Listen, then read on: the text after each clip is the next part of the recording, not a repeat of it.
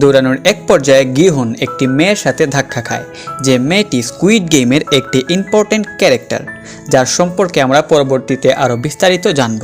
এক পর্যায়ে পাওনাদারেরা তাকে আটকে ফেলে এবং বলে টাকা ফেরত দিতে। এমন সময় গিহুন বলে, আমাকে মেরো না, আমার কাছে টাকা আছে। পাওনাদারেরা বলে, তোর কাছে যখন টাকা ছিল তাহলে তুই পালাচ্ছিলি কেন?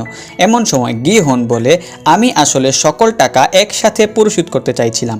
পাওনাদারেরা বলে, তোর কাছে বর্তমানে কত টাকা আছে? গিহুন বলে, আমি ঘোড়ার মধ্যে বাজি ধরে 4 মিলিয়ন ওয়ন জিতেছি। এই বলে সে পকেটে হাত দেয়, কিন্তু কোনো টাকা পায় না। তখন সে চিন্তা করে, সে যখন সেই মেয়েটির সাথে ধাক্কা খেয়েছিল তখন সেই মেয়েটি তার পকেট কেটে টাকা নিয়ে যায়।